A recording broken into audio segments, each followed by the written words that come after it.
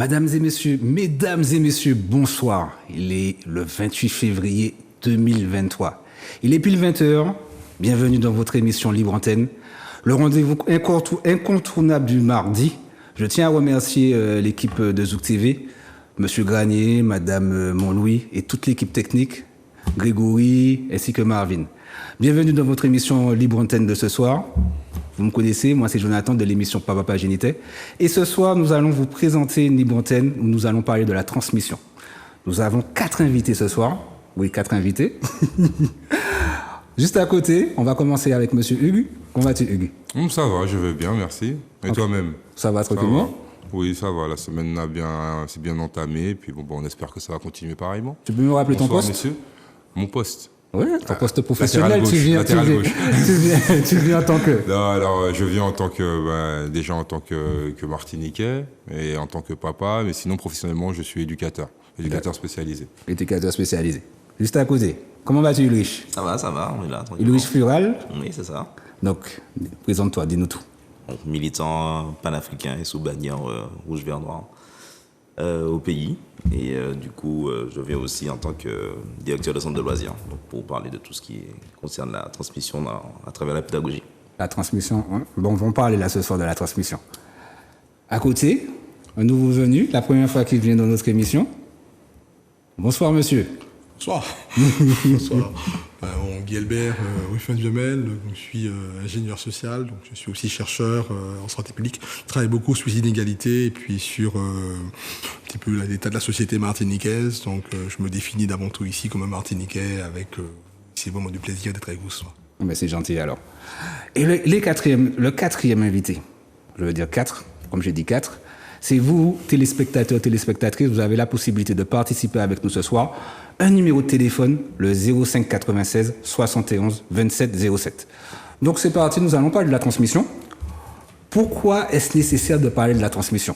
On va voir. Est-il nécessaire également de parler de la transmission? Et faut-il être vigilant sur ce que l'on transmet? Donc ce soir, on va parler de tout ça. Vous avez la possibilité également, comme je disais, de nous appeler. N'hésitez surtout pas. Donc pour débuter l'émission, quand je vous dis transmission, cela vous fait penser à quoi, messieurs? Pas vous-même, vous pouvez commencer. Ça va me faire penser à la société, à des valeurs, à des idées, à un mouvement aussi. Voilà, quelque chose qui n'est pas forcément figé. Et je vais dire le mot aussi, une nécessité aussi. Je pense qu'il y a une nécessité à la transmission. Une nécessité. Ouais. Ouais, donc quand je pense à transmission, moi je pense d'abord à la tradition. C'est la première chose qui me vient à l'idée parce que la tradition organise justement la transmission entre générations, soit de savoir pratique, soit de savoir immatériaux en tout cas. Donc pour moi c'est la première chose qui me vient à l'esprit et le fait que on semble être dans une crise justement de transmission. Donc c'est important en fait de pouvoir parler de ça et de voir justement quelles sont les choses qui sont avérées et puis certaines choses aussi qui ne sont pas du tout avérées et qu'il faut aussi parfois déconstruire. D'accord. Donc toi tu fais attention à ce qu'il faut transmettre. Oui, évidemment. Oui.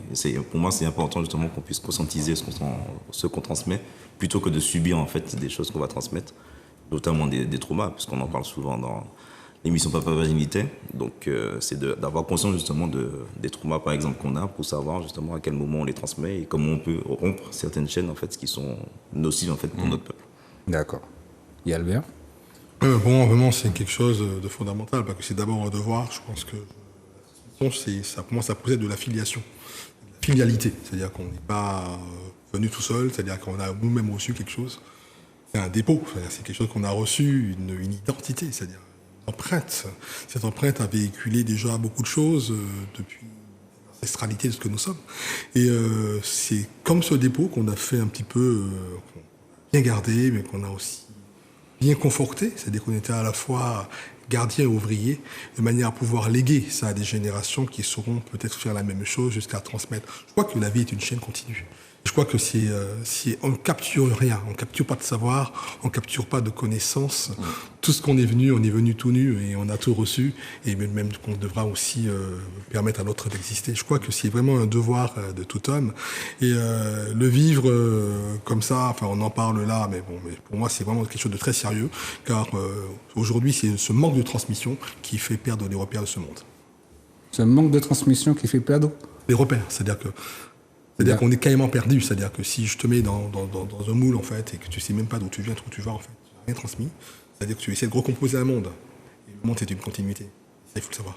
Mais il faut d'abord également partir de quelque chose pour pouvoir transmettre aussi des informations. L'identité, ce que nous sommes, en fait. C'est ce qui nous manque, d'ailleurs. C'est pas ce qu'on est.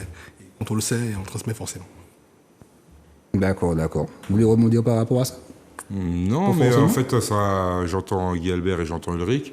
Effectivement, donc ta dernière phrase d'identité, qu'on puisse retransmettre ce qu'on est, et j'entends ce que disait Ulrich aussi.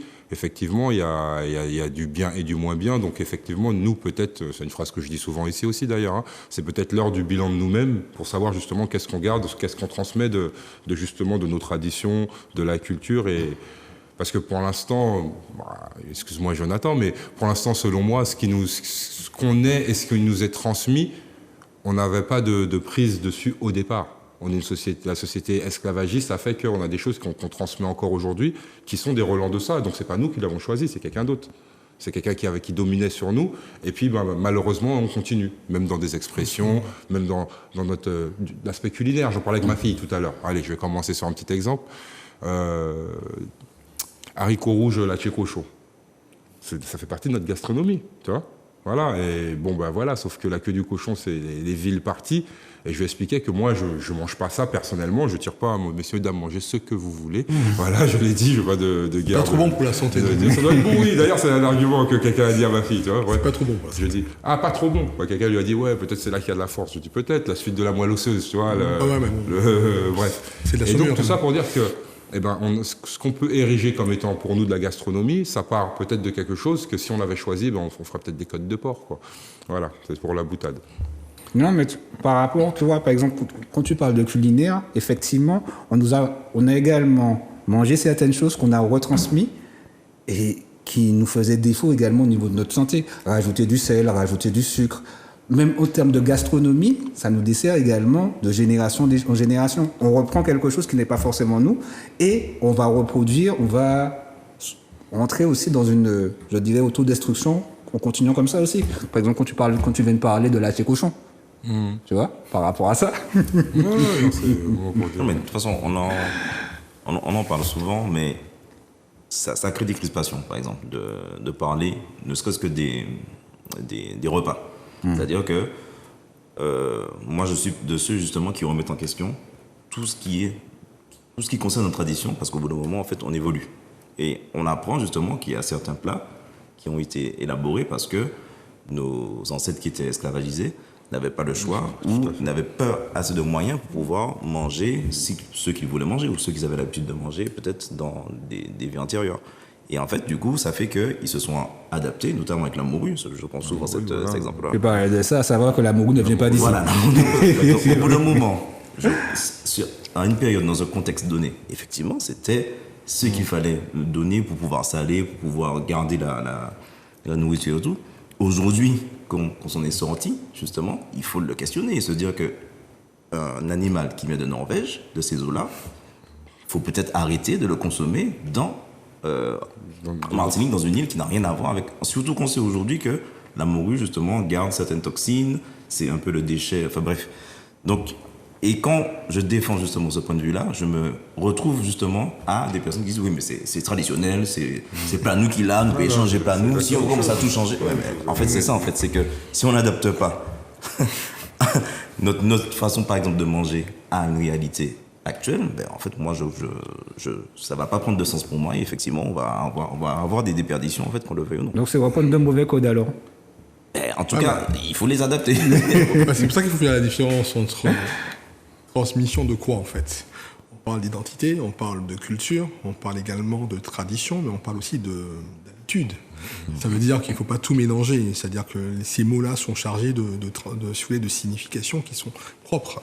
Ça veut dire qu'un aspect traditionnel peut être perçu comme ça parce qu'à un moment, il a été ritualisé, il a été transmis, etc.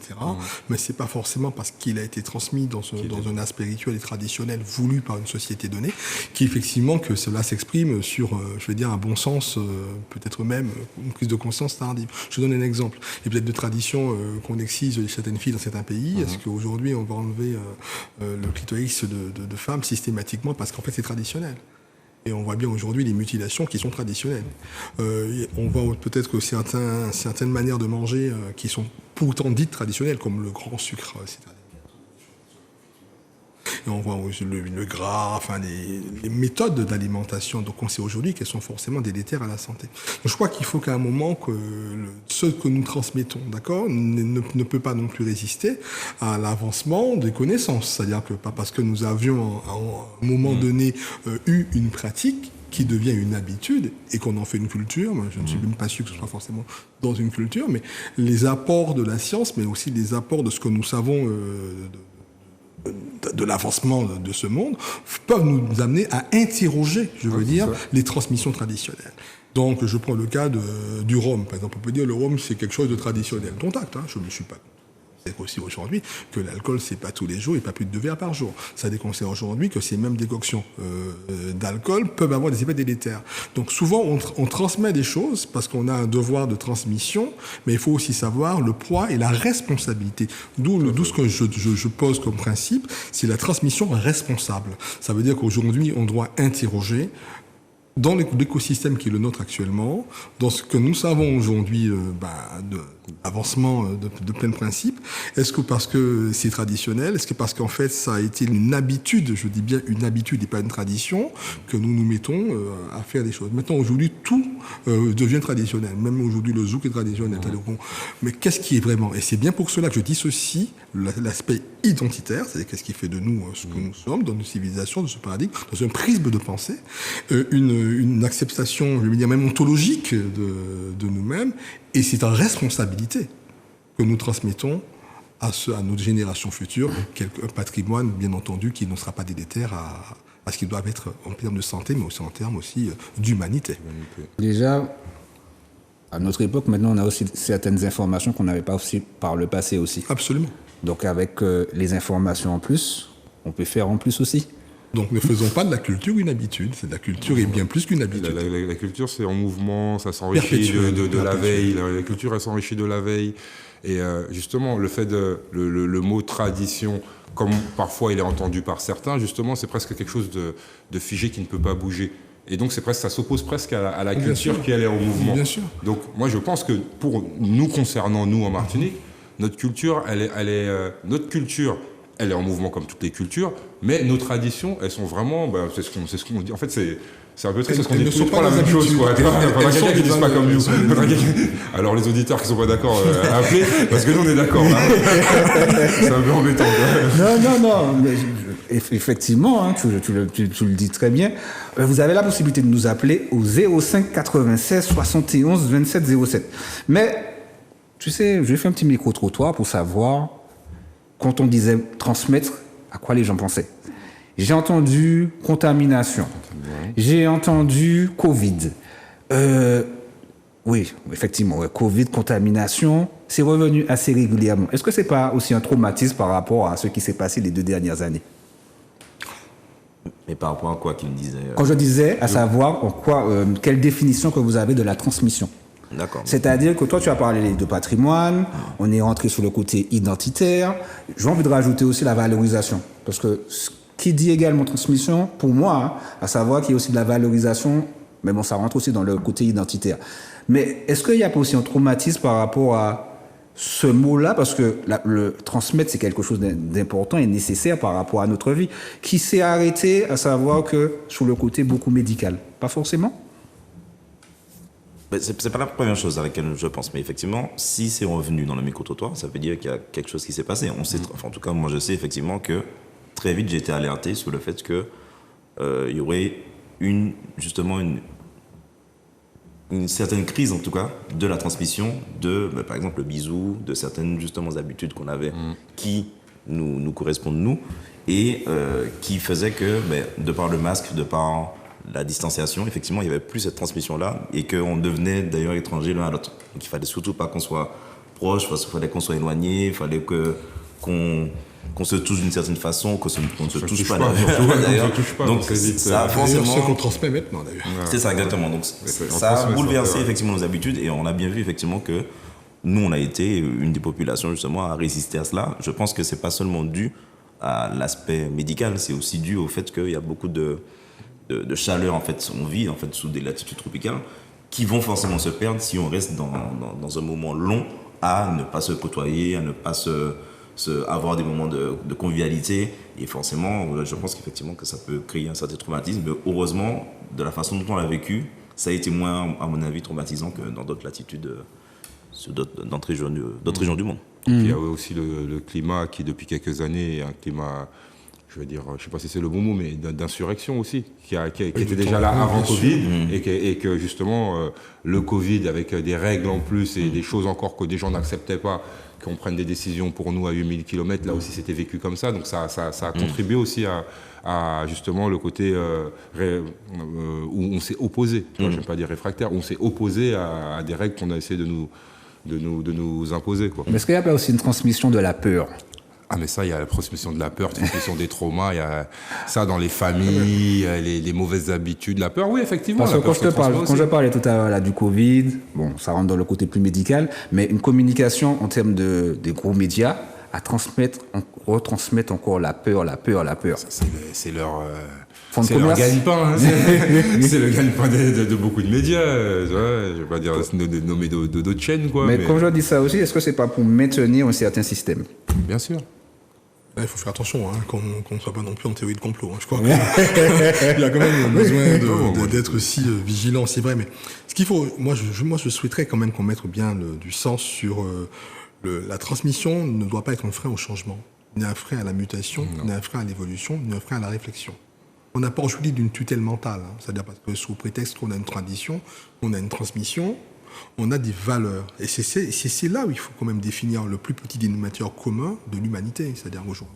Qu'est-ce qui fait de moi un être humain? C'est-à-dire le terme de dignité, de responsabilité, en termes, si vous voulez, d'une certaine moralité épurée de tout dogme. C'est-à-dire c'est pas non plus une moralité pédante, avec etc. Vous avez des gens qui refusent de changer de religion, par exemple, parce qu'en fait, ils sont traditionnellement X ou chose, ils sont chrétiens, catholiques, etc. Et que c'est tellement traditionnel que ça doit se transmettre. Est-ce que c'est pas une habitude? Voilà. Je dis, mais c'est parce qu'en fait, ils vont s'ancrer dans une facilité qui va scléroser la réflexion. Et c'est parce qu'il n'y a plus d'interrogation possible. Il y a une fermeture au monde, une fermeture à la mutation naturelle des individus. Des gens naissent, ils deviennent des enfants, ils deviennent des adolescents, ils deviennent des adultes et des vieux. C'est-à-dire qu'entre-temps, ils n'ont pas le même patrimoine de culture. Ils ont vécu un certain nombre de choses. L'expérientiel compte également dans ce monde. Mais malheureusement, on ne peut pas non plus transmettre, je veux dire, mon vécu. C'est-à-dire, transmettre mon vécu, c'est pas dire, voilà comment il faut vivre. C'est-à-dire qu'aujourd'hui, Jonathan, je te transmets la vie. C'est-à-dire que je te donne aujourd'hui comment il faut vivre. Donc, dorénavant, tu feras ça, ça, ça. Et tu diras à tes enfants que tu feras ça, ça, ça. Je crois que là, on est carrément dans un enjôlement, je veux dire, idéologique. Ce qu'on transmet, ce sont les belles valeurs, je veux dire, de cette humanité, ces valeurs les plus nobles. Ça veut dire son caractère de tolérance, sa possibilité d'interroger le monde, d'accepter les différences, de s'enrichir de celles des autres, mais également de savoir qui on est. Et ça, ne pas non plus devenir schizophrène, c'est-à-dire de vivre aussi dans un enjôlement, je veux dire, totalement idéologique, comme si nous étions dans un igloo et qu'on n'avait rien d'autre qu'une tradition qui nous enjôle quelque part. Ça serait quand même très désagréable. Je deviendrais vivement claustrophobe, c'est de savoir qu'au nom d'une tradition, je suis enfermé dans un corps qui ne peut muter que parce qu'on m'a dit. À titre individuel, ça en serait pathétique. L'épanouissement n'est pas ça. On doit s'épanouir dans la culture. La culture a une vocation de susciter chez celui qui y adhère, et qui a le droit aussi, non pas avec aussi, qui y adhère, un épanouissement, un bien-être, un rayonnement. Mais si la culture est un frein à l'épanouissement, je crois qu'on devient vivement esclave d'habitudes qui sont des rites, des rituels, et on transmet des choses qui ne sont pas... Je suis très attaché à l'histoire de ce pays. c'est d'abord le plus beau pays, ça, tout le monde sait.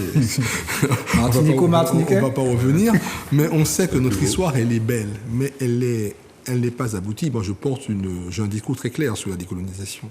J'ai un discours très abouti aussi sur le processus décolonial, de tout ce qu'on est, y compris notre culture décoloniale. Ça doit commencer par là. C'est-à-dire, on ne peut pas non plus être dans un pays totalement fabriqué, hein, sur des transmissions qui sont complexes.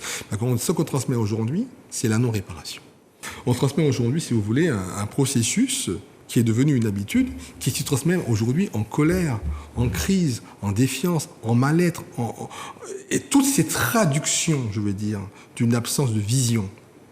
Parce que le changement n'a pas été opéré, parce qu'on n'a pas réparé cet nombre de choses. Mais la vision vient de qui? Pardon ? La vision est censée venir de qui? Elle est réactionnelle, c'est-à-dire que la vision des Martiniquaises est réactionnelle au fait que le pays dans lequel nous vivons, le processus de décolonisation n'a pas été abouti. Donc nous sommes dans un principe, si vous voulez, où l'identité est tellement sabrée, tellement massacrée, que l'absence de savoir qui nous sommes nous empêche d'avoir une perspective. Et ça, on ne doit pas attendre de l'autre non plus une réparation, c'est pas ce que je dis.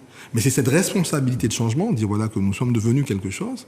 Mais pour pouvoir l'exprimer aussi, il va falloir certainement qu'il y ait des politiques publiques qui aussi nous donnent notre place et nous permettent de nous réaliser dans la stabilité de nous-mêmes, dans l'autonomie de la nation. Excuse-moi, c'est fait à titre individuel, je pense, autour de la table, par exemple, pour discuter. Bon, on ne se connaît pas beaucoup, mais bon, pour connaître, je sais très bien que voilà, ce processus-là, il est fait. Mais le problème qui arrive, c'est lorsque, justement, certains ont déjà fait un processus, justement, de décolonisation mentale, de façon individuelle ou alors à leur petite échelle autour d'eux, et que, justement, se confrontent au restant, à la masse. Et c'est ça les problèmes qu'on rencontre quand on regarde les micro-trottoirs. On avait un micro-trottoir sur le drapeau. Voilà, bon, après, il y a aussi les choix des médias, ce qu'ils montent, ce qu'ils ne montent pas. Peut-être qu'ils ont interrogé d'autres personnes, c'est peut-être orienté. Mais c'est là le problème qu'on a chez nous à l'heure actuelle. Je pense qu'on arrive quand même à faire un certain nombre. Il y a quand même une belle frange de la... Je ne vais pas dire la jeunesse, parce que j'ai 46 ans, je ne me considère pas comme un jeune. Mais voilà, désolé, tu vois, peut-être que vous voulez être jeune à 49 ans. C'est un problème. J'ai tué ça. On a fait tous mes espoirs. Voilà, en tout cas. Bon, ouais. Et... il y a comme une belle partie, je ne vais pas te dire que c'est le plus grand nombre, mais il y a une partie qui n'est plus vraiment, qui n'est pas juste 3-4 individus de leur côté qui font quelque chose, et ça s'oppose, donc c'est, on va dire, peut-être, on va l'appeler peut-être la mouvance RVN, tu vois, et ça, ça fait des conflits avec le reste qui justement sont dans un statu quo, où justement ils sont dans des habitudes, ils sont dans des choses qui ont été transmises comme des habitudes, comme Ijabon font ça. Ça aussi, c'est un gros problème. Parce qu'on nous a transcrit le Ijabon font ça dans nos sociétés. Ça rentre dans la transmission des mots à travers des codes. Ouais, tout à fait. Absolument. À travers les codes. Tu voulais dire quelque chose, Ulrich? Non, je crois que...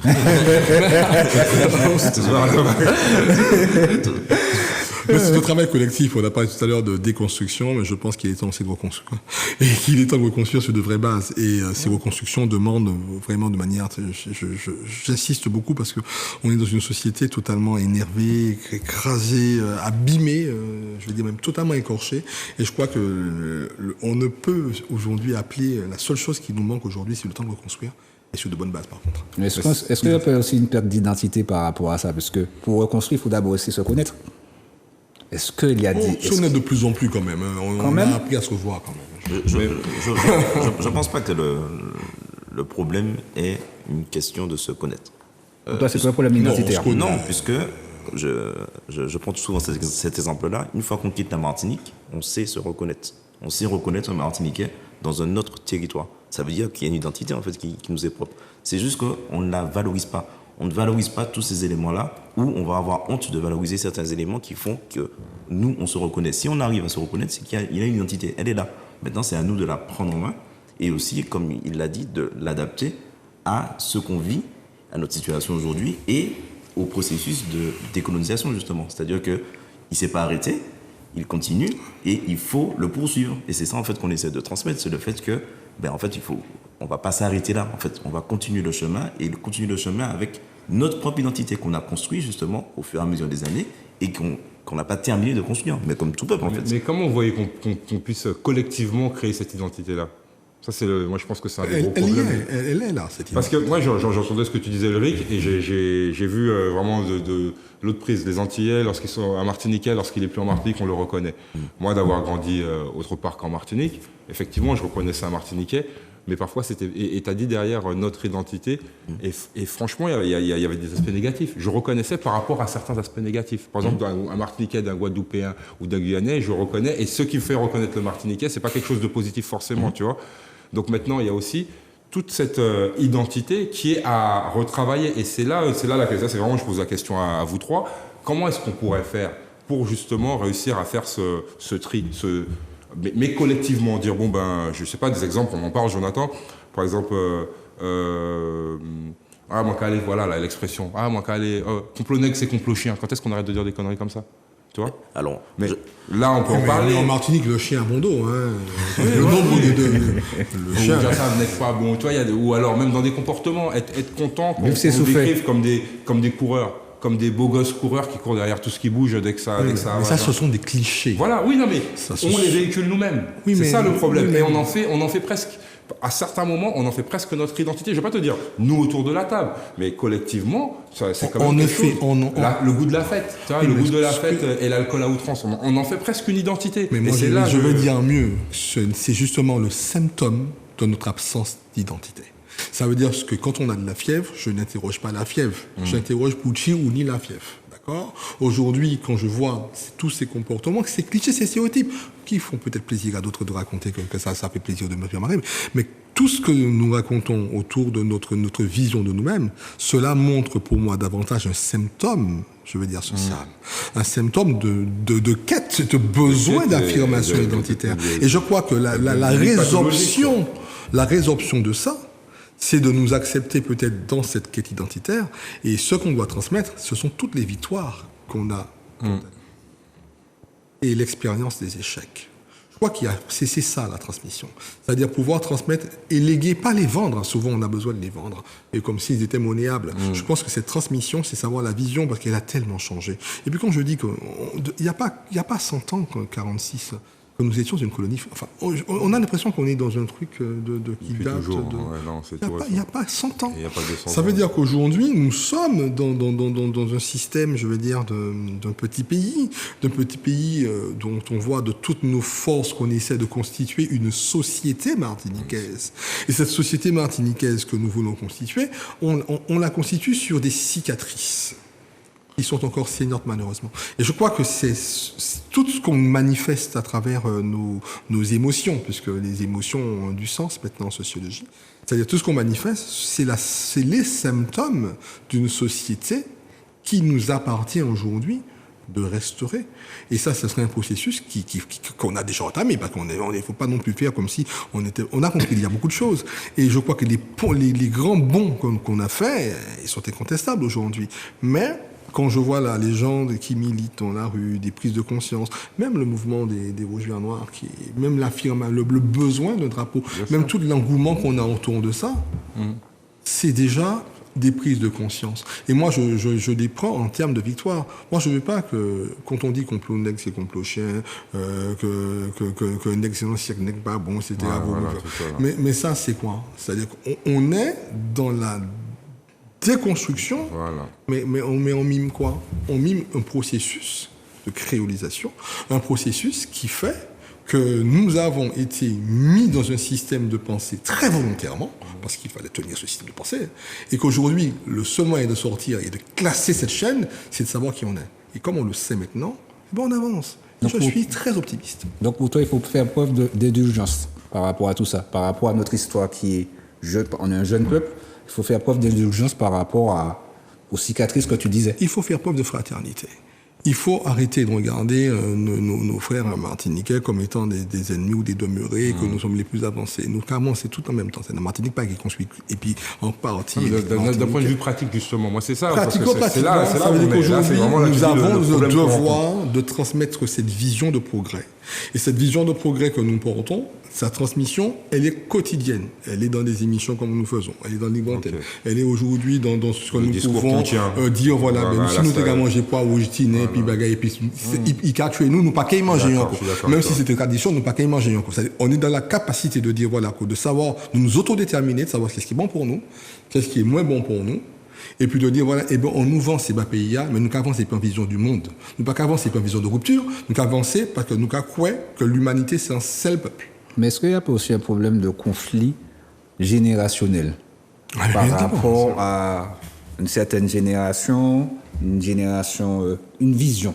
Mais ce conflit existe parce qu'il y a une absence de transmission générationnelle. C'est-à-dire que de toute façon, ça, c'est évident en fait qu'on a un problème générationnel et que maintenant même, on commence à attaquer la nouvelle génération. Absolument. Mais- Et à éteindre finalement leur réclamation, leur façon d'être, etc. Comme je le dis souvent, à chaque fois, regardez encore qu'au carnaval, on a encore critiqué la génération qui vient sur voilà. leur tenue, sur leur danse, etc., etc. Donc oui, il y a un problème générationnel qui s'est posé, qui se pose, mais il faut aussi voir que nous, aujourd'hui par exemple, qui sommes dans cette tranche 30-50 ans, on est en train nous-mêmes Absolument. de reproduire les mêmes soucis générationnels qu'on a eu avec nos aïeux. Donc oui, on a un souci par rapport à ça. Et comme il le disait, le truc c'est de retrouver tous ces lieux-là de médiation pour transmettre en fait des éléments en fait qui vont nous valoriser. Parce que je prends l'exemple de la métropole. Quand j'étais petit, c'était le mot courant pour parler de la France. C'est un travail qui a été fait au fur et à mesure. Donc moi, c'est un prof d'histoire géo qui m'a sensibilisé. Et ensuite, j'ai rencontré d'autres personnes, que ce soit Garcia Malsa, que ce soit Jules Esmeralda, etc., qui ont pris justement ce message-là à bras le corps et ont dit, bon, on arrête de dire métropole parce que nous ne sommes plus une colonie. Et puis au fur et à mesure, les choses se sont dissipées dans la population. Et aujourd'hui, on voit que beaucoup de Martiniquais n'utilisent plus ce mot-là. On fait en sorte, effectivement, de dire la France hexagonale, le continent là-bas, etc. Mais on ne dit plus le mot métropole. Ça veut dire que il y a eu une prise de conscience, et au fur et à mesure que dans des lieux, en fait, qui soient populaires ou non, ça s'est véhiculé, et au bout d'un moment, en fait, ça s'estompe. Donc, c'est pour ça qu'effectivement, je le rejoins sur le fait que je suis optimiste, mais par contre, effectivement, il faut aussi être conscient qu'on a en face de nous un système, comme tu le disais, qui, lui, fait en sorte qu'on reste finalement dans ces contradictions-là. Mais c'est le seul but du système. Voilà, c'est à nous aussi de comprendre que, comme il a dit, cette responsabilité, moi j'ajouterais le mot souveraineté. Il faut qu'on soit souverain Absolument. dans les lieux de transmission qu'on a eu, qu'on a toujours et qu'il faut qu'on garde pour justement transmettre toutes ces énergies-là Toute cette qui seront culture positives, décoloniale. voilà, et qui sont adaptées, encore une fois, j'insiste là-dessus, à notre contexte. Le contexte d'une île qui fait 1100 km², c'est pas le même contexte de continent avec des frontières ou d'un pays en fait qui fait plus de 50 000 km². C'est pas la même chose. Donc il faut bien qu'on se remette dans ce contexte-là et voire même qu'on aille plus loin, c'est-à-dire qu'on comprenne que nous sommes un archipel d'îles. On est le seul archipel, enfin, on est un des derniers archipels d'îles où les personnes entre elles dans les îles ne voyagent pas. Ou alors c'est très compliqué pour aller sur les îles qui sont à côté. Pour aller à Barbade, je regardais il n'y a pas longtemps, 700 € le prix du billet. Bateau, il y a de moins en moins de bateaux qui font la liaison Barbade. Donc ça veut dire que on est sur un archipel. Nos ancêtres nous ont enseigné qu'il faut bouger sur cet archipel d'îles. On voit que dans le Pacifique, etc., ils bougent dans les archipels pour que les traditions justement soient vivaces, pour qu'il y ait des échanges commerciaux, etc. Et nous sommes dans une situation où, déjà en tant que Français, on voyage souvent entre Français, donc Martinique, Guadeloupe, voire Guadeloupe, Martinique, Guyane. Et qu'on On ne voyage plus du tout sur les îles. comme des Européens Donc, sur les autres îles. Quand on se définit comme Caribéen, il faut aussi qu'on retrouve cette souveraineté continentale. On est sur un archipel d'îles, il faut le côté caribéen, c'est pas juste de le dire, il faut que maintenant qu'on le vive. Et tant qu'on ne le vivra pas, mais effectivement, c'est tous ces éléments-là qui feront qu'il y aura des problèmes générationnels ou autres. Mais n'oublions pas aussi qu'il y en a une pyramide qui me fait très peur. Hein. Quand je vois les pyramides là aujourd'hui, tu vois bien que les gens naissent en Martinique. Encore. Enfin, pour un certain âge, tu as un gros creux comme ça, tu vois. Et il reste en métropole. Et ils reviennent à la retraite. Volontairement à dessein, parce que pour moi, c'est un exode colonial. Donc, jusqu'à... Oui, mais c'est pour ça que je parle le mot à dessein, en fait. Et ils nous remontent et ils vont revenir après un certain nombre de temps. Mais pendant le laps de temps où ils n'étaient pas là, il n'y a pas eu de transmission, nous sommes bien d'accord. Donc les personnes âgées vont vieillir toutes seules, sans issue, et pas tout celles de grand monde quand tu peux dire grand monde, c'est ça nous cas, ouais. Et c'est grand monde qui amène les grand monde faire des commissions, ils ont des moments qui fait comment parce que toutes les chemins en France sont partis là-bas, quand j'ai cherché un petit morceau pour le moment, c'est ça nous cas. Et j'ai envie de dire aussi que la transmission de la connaissance ne s'effectue pas mais quand c'est également. monde là qui est viré, parce que qui est parti peut-être pour 20, 30 ans, et mieux qui est viré en l'air, et qui transmet qui ça? La France? C'est pas là. Donc, c'est ça. Et je crois que quand je dis aujourd'hui que je parle d'une réparation sociale identitaire et avec je pèse mes mots quand je le dis, ce n'est pas du tout une rupture républicaine, bien sûr, loin de moi, de cette mouvance-là, mais c'est quand même un devoir indispensable pour notre pays et notre société martiniquaise de poser que si nous les transmettre, il faut qu'il y ait un moment en intergénérationnalité. Si nous avons à chaque fois la clé de petit, pas qu'à parler, et puis ça qui prend 30 ans, il part. Il vire, il part parler. Et puis c'est grand monde, quand il peut des grands monde, ça qui peut travailler, en fait, dans la communauté, etc. Et puis ça mec arrivé qu'on y paye. Donc on voit bien qu'il y a une rupture. Et quand on va recomposer ce pays-là, et ça existe depuis. Il ne faut pas oublier le passé avec le Bimidum aussi. Tout ce que nous avons connu, ce type d'exode économique, ce n'est pas une affaire de passé. C'est une réalité. Et aujourd'hui, encore heureux que nos politiques sont totalement lucides dessus, et de plus en plus, et ça je tiens à le féliciter, qu'on ne peut pas se suffire de regarder fondre comme peau de chagrin le nombre de Martiniquais chaque année. Nous avons peut-être 50 000, nous avons arrivé après à 250 000, après nous arrivons à plein de personnes. De Martiniquais, pas de la population. Parce qu'on disait aussi que la population, il n'y a pas forcément une baisse de la population. Je ne pas parler de Martiniquais, c'est-à-dire que ce mot a un sens quand même quand je parle de Martiniquais. Et c'est pour ça que je pense qu'on parlait tout à l'heure, de Martiniquais, de natifs de la Martinique. Sachant qu'on est Martiniquais par contrat aussi, c'est-à-dire que j'estime qu'une personne qui vient à Martinique, et la Martinique est aussi une terre d'accueil, nous ne sommes pas non plus dans un pays de non-droit où c'est à nous et puis c'est pas ta personne. La Martinique est un pays où toute personne est bienvenue. Mais donc ces personnes se plient en règle de respect de dignité du peuple martiniquais également. Moi, je pense qu'il y a quelque chose d'autre, parce que moi, j'en rêve, moi, de la société martiniquaise. Mais là, non, mais qui va bien, tu vois, qui va bien. Mais je pense qu'il y a aussi quelque chose d'autre aussi. Il y a aussi une histoire par rapport à la société afro-caribéenne, parce que le jour où déjà les Antillais vont déjà comprendre que moi, j'aime pas trop le mot antillais, tu vois. Je préfère m'appeler afro-caribéen. Ça raconte. Les Antilles, pour moi, antillais, c'est habitant des Antilles. Voilà, c'est une détermination géographique. Tout ce qu'afro-caribéen, avec le préfixe afro devant, ça raconte mon histoire. Dans la Caraïbe, tu vois. Ça raconte mon histoire qui fait que j'arrive dans la Caraïbe. Et moi, je suis né en France. Donc, quand tu parles là, tu vois, j'ai grandi et je suis arrivé en France, en Martinique, tout grand. Je sais pas, vraiment pas, c'est ici que, voilà. Et dans la transmission, donc j'écoutais un peu qu'est-ce que mes parents m'ont transmis, qu'est-ce que moi je peux transmettre à mes enfants. Effectivement, j'ai des lacunes, tu vois, effectivement, il y a beaucoup de lacunes. Mais aussi, mais tu as une prise de conscience identitaire. Comment ? J'ai une prise de conscience. Qui va compenser, tout à fait, voilà. Il y a donc la quête d'identitaire est supérieure à la transmission d'une habitude. Il y a aussi dans les chiffres. Tu vois, par exemple, il y a quelques années, il y avait le truc « aller virer ». Aller virer, j'étais pas dedans parce que je suis pas né ici, donc si je partais, moi, il n'y a pas de virée. Ou ce qui est mis en place, ou quand on compte, on va dire il y a tant de Martiniquais, on va compter les natifs de Martiniquais, mais moi, toute la diaspora là, de Bumidum, tous les enfants de Bumidum comme moi, on est, tu vois, c'est dans les chiffres, dans les trucs, on n'apparaît pas. Moi, je suis ici, on va compter que mon cousin est parti, on va pas compter que moi, je suis rentré. Tu vois ce que je veux dire ? Puisque moi, sur ma pièce d'identité, il y a écrit né à Aubervilliers et tout ça, donc tu vois. Tant qu'on ne va pas prendre cette conscience, je pense vraiment d'histoire afro-caribéenne, pour pouvoir s'entendre. Non, c'est pas un truc pour dire on va faire un mouvement genre les afro-caribéens, oui, en mais pas du tout. C'est vraiment pour déjà nous, parce qu'on a des choses à régler entre nous, notre histoire, pour s'entendre, parce qu'on est quand même sur, voilà, comme tu disais Ulrich, l'archipel caribéen, ben ouais, il y a les migrations asiatiques, il y a des migrations des pays du Moyen-Orient, il y a eu toute espèce de migration, et ça peut aller, les gens arrivent à vivre ensemble, tu vois, mais faut que pour qu'on puisse vivre avec l'autre, il faut déjà vivre bien avec soi-même. Déjà vivre bien avec mon cousin, il faut vivre bien avec mon frère. Tu vois ce que je veux dire ? Mais déjà vivre bien aussi autour de nous, à prendre à faire attention, comme tu parlais de papy, mamie, les gens autour de nous, pour connaître le gars, pour savoir prendre leur connaissance. Parce que, comme on disait, il y a des choses qui se font, il y a des choses qu'on n'a pas forcément appris d'eux et j'avais entendu une parole qui disait quand une personne âgée qui meurt, c'est une connaissance en moins pour la Martinique. Et ensuite, à partir de là, moins il y a des connaissances et plus il y a des divergences, il y a une divergence par rapport par rapport aux jeunes, par rapport à des gens de certain âge, mais ça crée ce fossé-là et ce manque de connaissances. Quand tu entends les avis d'obsèques, ça fait mal à la peine. Tu entends les avis d'obsèques, tu dis voilà que il n'y a pas de là même parce qu'il y a en France. Faut qu'il y viré pour y maman. C'est ça, on attend de plus en plus.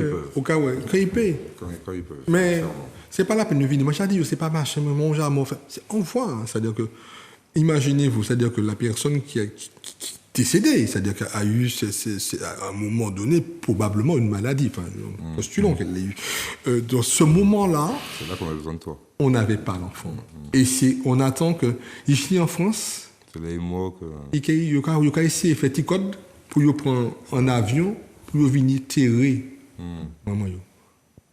On est là quand même. ça, c'est On est là. du réalité. Et on peut pas transmet annuler quoi? ça, ouais. On transmet quoi? C'est-à-dire que, et c'est bien pour ça que je dis qu'aujourd'hui, il n'y a pas non plus, on a le droit d'explorer le monde. On n'est plus dans la Martinique non plus, n'est pas une servitude. Hein. C'est-à-dire qu'on ne peut pas, parce que nous sommes martiniquais, qu'on a une histoire, qu'on n'a pas le droit de vivre au Canada, au New York ou à Paris. Ça n'a rien à voir. Mais que, savoir que nous, qu'est-ce qu'on est d'identitairement de Martiniquais, qu'est-ce qu'on est d'identitairement d'Afro-Caribéen. Donc, Afro-Caribéen, il y a aussi les côtés Afrique là, il ne faut pas oublier ça là quand même. Et puis, il y a aussi cette belle histoire de la Caraïbe, dans sa pluralité ethnique, dans sa pluralité culturelle. Et c'est ça le patrimoine dont nous sommes dépositaires. Ce n'est pas uniquement un patrimoine de 80 km de long et de 30 de large, c'est un patrimoine historique dont nous sommes les seuls témoins. Et c'est ça le legs. Et si nous pas transmettre ça nouillé, personne ne peut faire banou. C'est clair. Est-ce qu'il n'y a pas aussi un problème de confiance? Mais Un problème de confiance par rapport aux générations aussi. Parce que tu sais, pour revenir un petit peu dans le milieu, un peu terre à terre, on parle de la politique, des gens ne veulent pas forcément se retirer, ou bien sinon en termes de société, des gens ne veulent pas forcément lâcher leur société par rapport à leur entourage aussi. Donc il y a aussi ce problème-là, quand je parlais de conflit intergénérationnel là aussi, même autour de nous, il y a aussi cette confiance-là entre générations. c'est encore un symptôme. Mais évidemment qu'il y aura un problème de confiance, parce qu'on l'a dit, il ne faut pas oublier que ça fait pas si longtemps que nous étions une colonie. Il faut voir que c'est un ensemble de luttes qui nous ont amenés à la situation actuelle. L'émancipation. Il y a un ensemble de luttes, justement, que la génération qui est dans les EHPAD d'aujourd'hui a vécu dans sa chair, violemment. D'accord ? Ce qui fait que, évidemment, que tous ces éléments-là, traumatiques-là, vont atténuer notre confiance en nous-mêmes. Quand on parle de souveraineté et le mot indépendance, pourquoi on a tant de mal, ne serait-ce qu'à l'exprimer, pour moi, en tout cas, je l'analyse comme, le plus souvent, comme un manque de confiance. Je vois bien que l'interlocuteur qui est en face de moi ne sait déjà pas comment lui-même il va pouvoir subvenir à ses besoins même, parce qu'il est attaché à certaines choses. Donc c'est pour ça qu'il n'arrive plus à se projeter, et que du coup il va me prendre des exemples fallacieux comme Haïti, etc., sans jamais prendre l'exemple de Cuba, qui est un exemple très intéressant à analyser, puisque regardez, au moment du Covid, quel médecin qu'on allait chercher. Plébiscité, c'est un Cuba. Bon, je dirais pas plus. Et je vois justement que c'est des problèmes d'estime de soi, effectivement. C'est beaucoup lié à ça, mais il faut comprendre effectivement que ça vient de quelque chose. Ces choses-là, comme il a dit, il y a quelque chose qu'on veut ignorer, et que beaucoup justement luttent contre ça, c'est la réparation. Une réparation n'est pas que pécuniaire. Et ça, il faut bien le répéter. Parce que dès qu'on parle de réparation, les gens vont penser à l'argent. Ouais, mais Ça, nous c'est payons pour pas, l'enquête, voilà, nous payons pas chaque mois 50 000 euros qui sont dans le café. Non. Il y a des réparations symboliques, c'est-à-dire qu'il faut comprendre d'où on vient, le traumatisme qu'on a vécu, et à partir de ce traumatisme-là, de soigner toutes les choses, justement, et de les réparer. C'est comme n'importe quoi. Si demain, tu blesses quelqu'un, tu dois réparer. Le fait que tu l'as blessé, c'est quand tu as fait un accident, tu dois réparer. Donc, c'est un principe constitutionnel, d'ailleurs, c'est un principe spirituel, c'est un principe Ontologique, humain. Et il faut que nous l'appliquions. Et arrêtons justement de lutter en disant que en accolant justement le mouvement de réparation que à Garça Malsa, qu'à une certaine frange qui demande de l'argent. Non, ça c'est des gens qui, n'ont jamais lu les ouvrages qui ont été faits à ce sujet-là, et n'ont jamais lu aussi les réquisitions que font, que ce soit le MIR, que ce soit les différents mouvements dans la Caraïbe. Aujourd'hui, on voit encore qu'en Grenade, il y a des peuples, justement, il y a des Britanniques qui ont réparé. La réparation est un non-sujet. C'est-à-dire que pour moi, aujourd'hui, on en parle parce que, bon, mais pour moi, c'est une évidence qui est tellement... Je ne sais pas comment on ne peut pas réparer des personnes qui ont subi ce que nos ancêtres et même nous-mêmes subissons, et que nous allons continuer de transmettre en termes de symptômes. On a commencé par ces symptômes, par ce mal-être, ces crises sociales. Mais comment on ne peut pas réparer ça? En fait, c'est justement cette absence, c'est-à-dire cette non-compréhension d'un droit qui engendre dans ce pays de la colère, un sentiment de discrimination, même pas une réalité de discrimination, et profondément un mépris et une négation totale de notre humanité. Et c'est bien pour cela que ce que nous transmettons, c'est notre humanité d'avant tout. Et quand on transmet cette humanité dans un esprit filial, un esprit totalement de filialité, on sait qu'aujourd'hui, que c'est pas, on ne va pas attendre qu'on va nous réparer. Répare-moi, quand est-ce que tu veux me réparer? Nous allons nous réparer. Et nous nous réparerons avec forcément les groupes qu'il faudrait à tous les niveaux de cette société plurielle. Alors, sur nous allons nous réparer, je vais faire un peu l'avocat de l'autre, là, je vais changer un peu, c'est nous allons nous réparer, mais parce qu'il faut déjà être en capacité de comprendre déjà que tu as été blessé, qu'on te doit, pas forcément de façon pécuniaire, mais que tu as subi quelque chose. Mais quand il n'y a pas eu justement cette transmission de l'histoire qui est faite correctement, que ce soit via ce qui est l'institution, l'école, ou via les familles, quand ça n'a pas été fait, ben la personne... quelqu'un va se dire, réparer, qui ça, moi, là, tu veux dire que la personne... je suis martiqué comme les autres, et puis tu veux dire que la personne... Elle n'a même pas la conscience. Elle n'a même pas la conscience. Il faut voir aussi qu'on est une société où on est dominé politique... Non, bon, allez, je vais laisser la politique tranquille. En tout cas, économiquement, par un certain groupe. Et c'est aussi le même groupe qui représente la loi. Donc, on est déjà, et ça depuis... Non. Donc déjà... Quand la société, on va dire, je mets des guillemets à société et peuple, quand je dis ça, société et peuple afro-caribéen, martiniquais, a commencé à se construire au sorti de l'esclavage, il est parti sur ces bases-là, et c'est construit sur des bases bancales, et ça monte sur des bases bancales. Donc on ne peut pas demander, aujourd'hui c'est compliqué pour chaque Martiniquais, de déconstruire et de faire quelque chose de droit, quand la base était même bancale. Donc il y a tout ça aussi qu'il faut revoir. On a la chance pour certains d'entre nous, où certaines personnes aiment lire, vont faire des recherches et vont pouvoir déconstruire tout ça de façon individuelle, mais à l'échelle collective, on voit bien que ça reste encore... Après, il y a l'espoir, je suis d'accord avec vous, je garde l'espoir. Tu le disais à travers nos cicatrices aussi, qu'on est une société par rapport à nos cicatrices. Quand je dis qu'on va se réparer, c'est que c'est pas un choix. Je ne suis pas en train de négocier la réparation à qui que ce soit. C'est une évidence pour moi. C'est-à-dire que c'est un dû. C'est un dû. C'est un bagage manqué raché. C'est-à-dire que quand même, on va pas abandonner ça. Mais ça veut dire quoi ça? On peut pas aujourd'hui dire, voilà, mais comme on nous a dit non, on va plier, puis il n'y a rien à voir. Nous allons utiliser tout ce qu'il faut. Mais on ne peut pas aujourd'hui solder le passif de nos sociétés uniquement sur le refus d'une ancienne colonie de nous réparer. Mais quand à la base, justement, la base de ce qui nous fait société, c'est il y a un maître au-dessus de nous.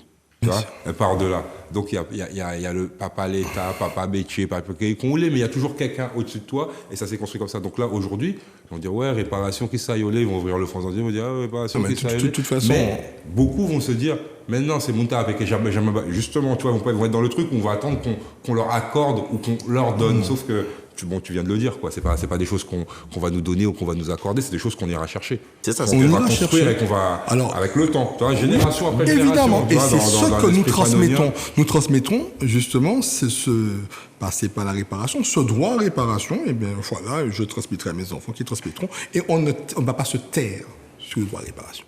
C'est-à-dire qu'il n'y a pas possibilité, et ça je le dis de manière très admise, dans le socle de démocratie, dans l'espace qui est le mien, parce qu'aujourd'hui, la République reconnaît les droits de réparation, et que c'est un élément totalement inscrit dans la Constitution, et que quand nous le disons avec des mots d'accès au droit, nous ne réclamons qu'un dû. C'est-à-dire qu'aujourd'hui, nous ne sommes rien, comme disaient les limes communistes, soyons tout. Nous serons tout martiniquais. Et c'est parce que nous serons pleinement identitaires de ce que nous sommes qu'on aura tout à fait le droit, mais aussi le devoir de transmettre ce droit à réparation à nos successions. Louis ? Oui, c'est la prise de conscience, effectivement. Alors, je suis ce que dit Hugo. Simplement, je vois la différence entre quand je défends ces positions-là devant des populations étrangères à ce qu'on vit et quand je le défends en Martinique. C'est-à-dire que les gens en ont conscience. Mais maintenant, il y a beaucoup de choses qui vont rentrer en jeu pour ne pas qu'ils puissent le prendre à bras-le-corps. Il y a certains en fait, qui auront les armes, en fait, qui auront l'entourage, qui fera qu'ils pourront le prendre à bras-le-corps et se dire, OK, je rentre dans un processus de réparation, je suis assez humble pour reconnaître en fait que je reproduis certains schémas qui sont toxiques, qui sont nocifs, et qui vont pouvoir le prendre à bras le corps. Mais en fait, il y en a d'autres qui, eux, ne seront pas aussi outillés que d'autres, et que c'est justement à nous d'aller les aider, de ne pas rester dans la posture où, bon, moi, ils m'ont sauvé, après, débrouillez quoi. Tout à fait. C'est vraiment dans l'esprit. On en a déjà parlé. Voilà. Mais même, tu prends même Maslow, tout simplement. Tu vois, pour arriver à penser à ça, c'est que tu es déjà arrivé quelque part. Déjà, tu manges, tu bois. Tu vois, Et puis il y a l'estime de certaines soi, choses qui font que l'estime c'est de ça, soi, exactement. là, parce que là, on est en train de parler un peu des estimes de soi, tu vois. Donc C'est là, ça. on y arrive. Mais aussi, le système est fait en sorte que tellement de personnes sont prises dans des choses du quotidien, ne serait-ce que manger, dormir, dormir à l'abri et manger et nourrir ses enfants, que tu vas leur demander ça. Et ça, je le comprends. C'est pour ça que mon discours peut parfois sembler un peu, comment dire ça, comme si j'attaque quelque chose. Mais non, je sais que c'est une chance. Tu vois, voilà, j'avais des bouquins, mon papa, il y avait des bouquins, j'ai pu lire. C'est une chance que j'ai par rapport à d'autres, par rapport à l'ensemble de mon peuple. Et il faut que, justement, ceux qui ont la chance puissent le dire. Moi, je donne un petit exemple. Au boulot, par exemple, un truc tout bête, je dis aux gamins au boulot, je dis, mais moi, j'aurais pas d'excuse à me retrouver dans la même situation que toi, parce que moi, j'avais un papa et une maman à la maison. Donc, à la limite, je suis parti avec plus de chance que toi. Toi, maintenant, tu peux avoir moins de chance, mais ça ne t'empêche pas de faire autant, et si ce n'est mieux que ce que je vais faire. Tu vois. Donc, c'est aussi avoir ce discours-là, et être dans l'empathie et dans l'écoute avec les gens, sans être dans le truc, qui m'en y pas ça. Et ça, c'est le truc souvent, bon, tu connais l'aspect militant, souvent, le jeune militant, il est tout de suite chaud, tu vois. Tout de suite, il va reprocher aux autres. Mais ça aussi, il faut calm cadrer down, ça. prends le truc, après, tu vas... voilà. Est-ce qu'il n'y a pas une résignation par rapport à tout ça? Oui, par oui, rapport au peuple, de se dire, comme tu disais, se lever, dormir, manger, être résigné, de se dire, bon, bah là, j'ai comme ça, mon cadet, c'est comme ça. Oui, évidemment. C'est pour ça qu'on a parlé justement tout à l'heure de la... Et puis avec les loisirs aussi, pour te détourner, le moment où justement tu pourrais, eh ben, il y a tellement de choses de loisirs et de ci et de ça pour te détourner le temps que tu as. Bah, la télé, tout simplement. Tu as fini ta journée, d'accord, c'est dur, mais bon, tu as quand même nourri tes enfants, tout ça. Tu pourras te poser, puis peut-être... Ouais, alors regarde Jonathan et sa jolie chemise. Non, mais si les journaux regardent ce soir. Peut-être que sur une autre chaîne, il y a des filles qui courent en maillot de bain sur une plage avec des gars avec des tablettes d'abdos. Même à tout ça, pédant. C'est-à-dire qu'il ne faut pas non plus... parce que le discours que nous avons aujourd'hui, je pense qu'on a bien compris, on n'est pas aujourd'hui des activistes... Pas du tout ça. C'est un discours qui se tient sur le plan intellectuel. Et je crois qu'à un moment, il ne faut pas non plus que les gens ont l'impression que ceux qui demandent, qui expriment un droit de réparation, qui veulent que ça change, qui veulent vraiment qu'on prenne conscience de leur identité, ce ne sont pas des voyous. Il ne faut pas non plus tout mélanger. Il ne faut pas non plus tout assimiler. Ça, c'est bonne vaga, bon gabrielé, caca, ça, c'est pas. Il faut arrêter aussi ces clichés-là aussi, qui sont dangereux. C'est une démarche totalement scientifique. Ça veut dire, je veux le peser, c'est-à-dire qu'aujourd'hui, il est admis pratiquement dans tous les groupes de recherche où on travaille vraiment sur l'anthropologie, sur la sociologie de nos sociétés, la décolonialité, ces faits post-coloniaux, etc., sont admis en science. Et c'est démontré. C'est-à-dire qu'on n'est pas du tout en train de faire la révolution. On est en train d'affirmer l'état des connaissances aujourd'hui. C'est-à-dire que ce que nous disons ici, ça reflète l'état des connaissances scientifiques.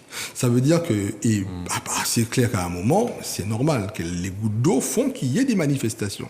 Elles sont naturelles. C'est une rien inventé. Quand on est en colère à Paris, il y a les gilets jaunes et autre chose. On connaît bien les manifestations. C'est-à-dire qu'on ne faut pas faire semblant que nous sommes des peuples incapables de nous maîtriser. Ce n'est pas vrai du tout. Et de plus en plus, ce débat, il est pacifié. Et c'est justement ça, ce débat, il est intelligible. C'est-à-dire qu'il le propose. Il n'est plus un débat de gens qui chantent, qui hurlent dans les rues, etc. Il a pris une autre tournure. Et c'est parce qu'il a pris cette tournure-là que nous allons encourager que les personnes soient de plus en plus instruites de ces choses-là, de manière à pouvoir manifester et réclamer leur dû, réclamer leurs droits, avec que ce soit les droits à l'égalité, à la réduction des inégalités, les droits à leur santé, les droits à leur culture, les droits à leur espace de souveraineté, la nécessité de réduire leur dépendance aussi. C'est-à-dire, moi, je ne suis pas non plus en train de dire qu'il faut être indépendant. Enfin, je ne pense pas que ce soit non plus l'actualité. Ça veut dire qu'il est illusoire aujourd'hui de penser qu'un territoire sera indépendant vis-à-vis de notre territoire. L'idée, c'est de réduire nos dépendances de manière à pouvoir faire émerger nos marges d'autonomie. Et ça de manière alimentaire, de manière effectivement de culturelle et à tous les niveaux. Donc je crois que ces discussions que nous avons sont totalement apaisées et malheureusement on va diaboliser, je veux dire, toute personne qui ose penser, disant que c'est un vagabond. Et que ceux qui pensent comme ça, c'est qu'on s'en malfroid. Non, il faut arrêter aussi ces moments-là. Ce que nous disons, c'est des choses totalement démontrées et la recherche continue à avancer dans cette thématique-là et ça grouille de partout. Il y a des chercheurs totalement responsables, y compris en France, au CNRS, à tous les niveaux, où il est admis que ce qui s'est passé dans nos sociétés afro-descendantes, esclavagisées, nécessite de poser des mots, de poser également des politiques publiques d'émancipation et de poser également des espaces de réflexion. Et ce sont ces espaces-là qui nous manquent et c'est parce qu'ils n'existent pas que ça pète partout et peut n'importe comment. Mais il faut également que ces espaces de réflexion viennent également de nos pays. Parce que si ces espaces de réflexion sont faits à l'extérieur ou bien d'influence de l'extérieur, ça va également nous perdre parce qu'on va ériger une société par rapport à l'extérieur également. Non, ou ne serait-ce même que ce soit l'institution, même que ce soit les institutions étatiques qui te disent, tiens, tu as un espace pour pouvoir t'exprimer. C'est ce qui se passe avec les Grenelles, avec des trucs comme ça. Et à la fin, on voit bien que c'est du vent, quoi. Tu vois, à la fin, il en sort du vent. C'est pour ça qu'il faut repenser cette démocratie. Il faut repenser cette manière de... La démocratie, c'est le règne du droit, quand même.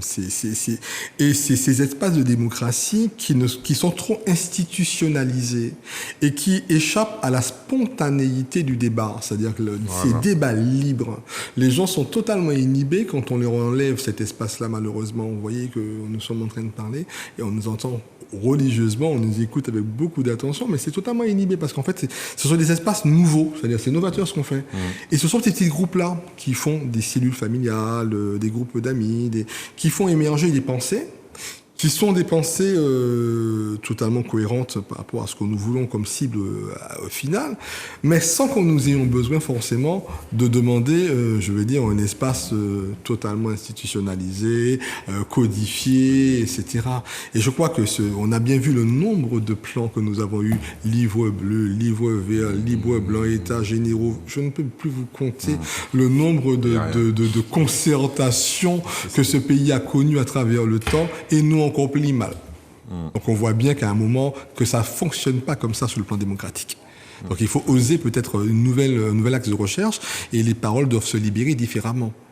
Et je crois que c'est ce qu'elles sont en train de commencer à faire avec des émotions différentes. À travers la connaissance. Notamment. À travers la connaissance. Mais ce qu'il dit sur la connaissance, c'est important. C'est-à-dire qu'il faut aussi qu'on puisse s'appuyer sur les travaux existants. Bon, là, évidemment, on rentre sur le domaine de la crise de la lecture, tout simplement, parce qu'effectivement, on en parlait juste avant, de lire sur Kern. Donc, combien de Martiniquais savent qu'est-ce que Kern, qu'est-ce qu'on peut faire sur Kern, qu'est-ce qu'on lit dessus, etc. Vas-y, qu'est-ce qu'on peut faire sur Kern? C'est lire en fait des travaux scientifiques et qui sont disponibles justement sur une plateforme qui s'appelle Kern, un peu comme Google, et qui est disponible numériquement. Donc on peut lire sciences humaines, c'est sur les sciences humaines. Sur les sciences humaines. Donc il faut aussi garder à l'esprit cela, c'est-à-dire que je vois beaucoup trop d'informations qui sont diffusées sans être vérifiées, sans même chercher à savoir si, d'après ma pensée, ça pourrait être vrai ou pas, ou même si je pense que c'est vrai, je vais aller le confronter justement à ce qui existe. Et comme il le dit, dans les sciences sociales, il y a énormément de choses qui sont étudiées sur nos populations, et où les choses sont décrites, sont assez simples d'ailleurs à lire par rapport justement à des travaux comme celui de Fanon, par exemple, qui sont compliqués à lire jusqu'à aujourd'hui. Mais c'est la faute à qui alors? Excuse-moi, c'est la faute à qui? Est-ce que les gens ne s'intéressent pas ou est-ce que cette communication-là ne se diffuse pas assez? Il y a une rigueur qu'on a perdue, une rigueur scientifique qu'on a perdue et qu'il faut qu'on retrouve. Parce qu'on a pensé justement que nos pensées traditionnelles, là je vais parler de celles qui viennent de nos ancêtres africains, étaient fondamentalement approuvées en tout cas par du vécu, donc par une science. On fait en sorte de dire que c'est pas scientifique parce que c'est une transmission orale qui s'est faite. Non, c'est scientifique. Parce que justement, si aujourd'hui, on tient jusqu'à aujourd'hui, si aujourd'hui la Toumo, justement, est véhiculée dans le monde entier comme une plante qui soigne, alors on est passé du magique religieux à qui soigne, c'est parce que qui les utilisait? C'est nous. Qui savons comment aller chercher la Toumo, à quel moment, etc. C'est scientifique. Maintenant, cette rigueur-là, il faut qu'on la retrouve parce que on a perdu cette habitude-là, justement, de s'appuyer sur des faits scientifiques. Et on pense aussi que tout ce qui vient de la science et qui vient parfois, justement, de l'Occident, c'est négatif. Faut pas le prendre. Non, il faut aussi pouvoir décoloniser cela et se dire que tout ce qui vient, notamment dans le domaine des sciences, n'est pas forcément, comme ça vient de l'Occident, c'est forcément négatif ou forcément mauvais. Non, il faut savoir justement prendre ce qui est bon dedans. Évidemment qu'il y a des choses qui sont contestables. Effectivement, il y a discutable. L'épistémologie existe justement pour ça, pour critiquer en fait comment certaines données scientifiques sont créées, etc. Donc, c'est à nous justement d'avoir cette autonomie de pensée-là et d'avoir les éléments, les outils pour pouvoir les étudier et en prendre justement les éléments importants théoriques et les adapter au terrain. Parce que je vais le prendre dans l'exemple de la pédagogie et par rapport à ce qu'on dit. Dans la pédagogie aujourd'hui en Martinique, il y a beaucoup de choses qui viennent de l'extérieur, qui vont correspondre à des schémas qui sont extérieurs à nous. On parlait de la psychologie. Excusez-moi, le Freud. Freud d'une société matrifocale. Montessori, c'est un peu comique, Freinet, etc. Il faut qu'on arrive à prendre tous ces outils-là, à s'en approprier de cela et de créer justement nos propres outils qui vont correspondre à notre tradition, parce que on aura beau faire Montessori et tout, si tu sais pas où est le Versor, si tu sais pas où sont les rivières de Martinique, où sont quelles plantes qui vivent en Martinique, quelles sont les espèces endémiques, etc. Ben en fait, tu ne pourras pas être ancré justement dans ton territoire et dans ta culture. C'est pourquoi tout à l'heure je parlais de confiance aussi, parce que tu parlais d'Atumo. Avant, peut-être que Mamie disait « Ah, prends Atumo et mon beau », tu vas dire « Ah non, mais la télé a dit qu'il faut prendre un médicament, tu vois. » Et donc, automatiquement, tu vas te dire « T'as là qui bon l'extérieur, il m'est beau. » Et c'est pour ça que il faut prendre, le bon des expériences négatives que l'on a vécues. Prenons l'exemple, si on peut le considérer comme ça, comme le Covid comme une expérience négative. Elle nous a permis, en fait, de rebooster nos connaissances sur nos plantes. Parce qu'on a compris que, en fait, il y a beaucoup de choses qui se jouent dans nos plantes et que la solution va peut-être venir de là plutôt que d'aller chercher quelque chose qui sera lié au médicament. Et encore une fois, le médicament, faut pas tout balayer et se dire, bon allez, je jette les médicaments, je veux plus comprendre justement que on est souverain et qu'on est capable justement avec les éléments qui sont à notre disposition de comprendre pourquoi à un certain moment je peux utiliser ce médicament-là et pourquoi je vais pouvoir à d'autres moments utiliser mes plantes parce qu'elles vont me soigner comme le médicament va me soigner, ou des fois le médicament va me desservir et les plantes vont me servir. Les plantes, parfois, selon le dosage, vont aussi me desservir. Mais c'est à nous justement de construire cela et de créer justement ces espaces aussi de connaissances où on va réussir à se dire, et c'est ce qui arrive en fait avec la Toumo, c'est-à-dire que maintenant, les sciences se sont emparées et comprennent en fait qu'il y a des choses miraculeuses en fait. Mais les grands mots, on t'es assablés aussi. Hein. Oui, c'est vous avez dit que assablés. Vous connaissez déjà le dosage qu'il fallait. Mais sauf qu'on a disqualifié ce savoir-là. Aujourd'hui, le Covid nous a permis de se dire que, en fait, il fallait pas les disqualifier. Il faut qu'on retourne vers notre patrimoine justement. Médical en tout cas, de notre pharmacopée justement. Et c'est ça que justement, quand il dit que les crises, il faut aussi savoir les analyser et prendre les bonnes choses qui se sont déroulées dans ces crises-là et comment justement on va se relever de ça. Et comment on va faire en sorte que si demain il y a une autre crise du Covid, on saura comment faire. On saura que notre pharmacopée est là, elle est à notre service, allons, prenons-la et on sera justement outillé pour l'affronter 10 fois mieux. Apprenons également de cette pharmacopée, connaissons également ce que nos terres proposent. Et voilà, par rapport à tout ça. Donc on voit bien qu'on n'est pas dans la rupture, c'est-à-dire que être justement ce qu'on disait dans notre identité, dans notre transmission, on n'est pas du tout en rupture. C'est-à-dire qu'au contraire, on est dans l'adhésion de l'universel. C'est-à-dire qu'on interroge tout. C'est-à-dire que être martiniquais ne veut pas dire être totalement coupé du monde et puis croire qu'on est la science infuse. On apprend de tout le monde. Et nous avons cette chance justement de confronter notre vision du monde, notamment avec Internet, on a parlé tout à l'heure de sciences ouvertes, notamment avec Kern, mais d'autres là, enfin peu importe les plateformes de sciences ouvertes. Mais aujourd'hui, on ne peut pas rejeter la science. Une enquête, c'est quoi? C'est une problématique et une méthode. Ce que la science porte, justement, c'est cette rigueur de l'analyse. C'est-à-dire, et puis on ne peut pas se couper les apports théoriques. C'est-à-dire, aujourd'hui, l'état de l'art, en fait, l'état des connaissances, ça transcende notre société martiniquaise. Donc, on n'a pas de lorgnière. Et c'est bien pour ça que je dis qu'aujourd'hui, quand nous parlons de nous projeter, de mettre notre identité, et tout à l'heure, on a bien commencé par les traditions, cultures, habitudes. L'identité, c'est l'affirmation de nous-mêmes avec un regard totalement ouvert sur le monde, ses beautés, ses richesses. On peut aimer Paris, j'aime beaucoup Paris, hein, je n'ai aucun problème, c'est-à-dire qu'il n'y a pas de rupture possible, mais il y a simplement savoir qui nous sommes, de manière à construire un vivre ensemble apaisé, parce que justement, on a acquis cette réparation qui nous donne quand même une certaine dignité. Donc la mondialisation n'est pas un frein à notre transmission. Absolument. Et J'ai pas du tout peur c'est justement là où, à mon avis, on se trompe. C'est-à-dire qu'on va diaboliser.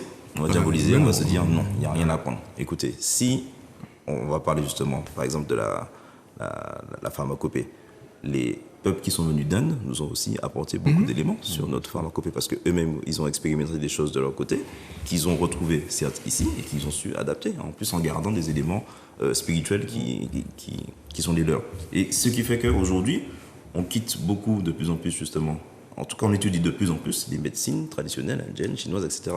Donc la mondialisation, c'est justement ce qui fait qu'on peut aller chercher de tous les peuples ce qui est bon. Il ne faut pas juste rester sur... Alors, il y a des méfaits, justement, qu'on voit, on sait très bien, mais justement, c'est à nous, en tant que peuple, de comprendre quels sont ces méfaits de la mondialisation-là et de les adapter et de se dire que, OK, on est pour la mondialisation, on va aller chercher certaines choses, mais par exemple, le tourisme balnéaire, c'est fini, parce que ça ne nous correspond plus. Et donc, du coup, on va faire en sorte d'accueillir des gens qui veulent découvrir notre culture, qui veulent s'imprégner de notre culture, et pas juste des gens qui vont aller à l'extérieur justement de notre culture sur les plages et qui ne vont pas du tout se mélanger avec nous et qui ne vont pas justement être dans cet échange-là. Il faut qu'on comprenne ça. Quand on est souverain, on est capable d'aller s'ouvrir à l'autre. Et c'est ça notre problème, c'est que nous, du coup, on a fermé ça en se disant non, en fait, on va rester entre Martiniquais et Martiniquais, et puis tout ce qui vient de l'extérieur, c'est pas bon, non. J'ai compris, Jonathan. Il y a des choses qu'on peut aller chercher à l'extérieur, mais effectivement, il faut aussi qu'on travaille sur nous-mêmes. Faire le tri. Tant ce que tu dis, tant vers l'extérieur, tant dans notre histoire, tant dans notre quotidien, c'est tout, c'est un moment de faire le tri. C'est comme quand tu parles avec quelqu'un, tu peux parler avec le dernier des va-nu-pieds, on va dire, hein, mais il peut t'apprendre quelque chose quand même, c'est à toi de faire le tri.